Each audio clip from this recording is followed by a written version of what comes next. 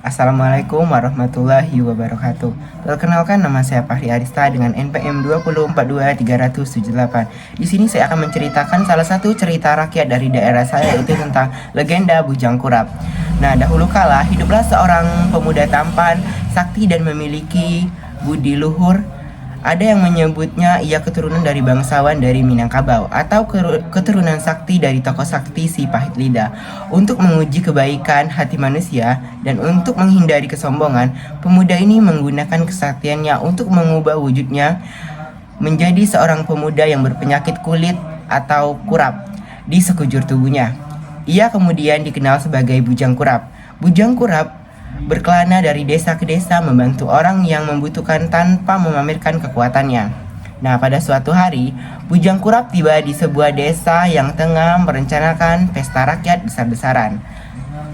Beberapa versi menyebut desa Pagarmayo yang kini menjadi desa Karangpanggung di Kabupaten Musirawas Utara. Karena penampilannya yang menjijikan, ia ditolak, dicomoh dan dihina dan diusir oleh hampir seluruh warga desa yang sombong dan hanya menilai orang dari rupanya saja.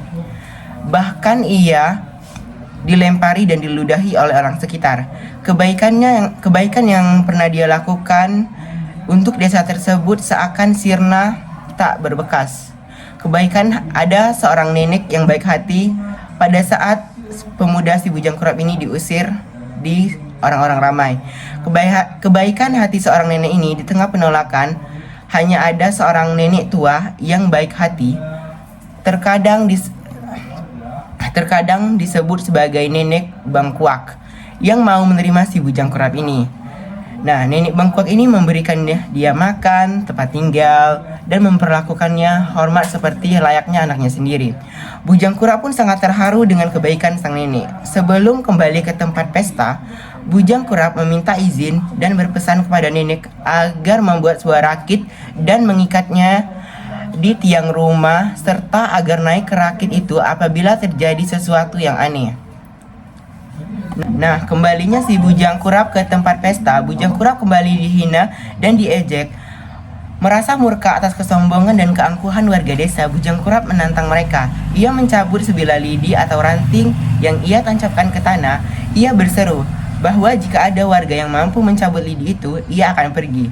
Semua warga dari yang muda hingga yang kuat dan yang tua mencoba untuk mencabut lidi itu, tetapi tidak ada yang berhasil. Bujang Kurap kemudian mencabut lidi itu dengan sangat mudah. Seketika dari lubang bekas lidi tersebut menyembur air yang sangat deras yang tak berbendung. Air bah itu dengan cepat menenggelamkan seluruh desa dan para warga yang sombong. Dan hanya nenek tua itu saja yang selamat karena mengikuti pesan dari Bujang Kurap. Ia mengapung di atas rakitnya. Desa yang tenggelam itu pun kemudian membentuk sebuah danau yang kini dikenal sebagian besar warga sebagai Danau Rayo yang berada di Musirawas Utara. Nah, peristiwa ini menjadi teguran bagi manusia agar tidak menghina dan merendahkan orang lain hanya karena penampilan. Setelah kejadian itu, Bujang Kurap menghabiskan sisa hidupnya di daerah Lubuk Linggau di kaki Bukit Sulap, mengajarkan ilmu bela diri dan dikenal sebagai sosok pahlawan yang bijaksana. Makamnya diyakini berada di kaki Bukit Sulap, kota Lubuk Linggau. Nah, teman-teman, jadi pesan moral yang dapat kita ambil dari cerita tadi, jangan pernah menilai orang dari penampilan, fisik, tetapi lihatlah dari kebaikan hati dan budi pekertinya.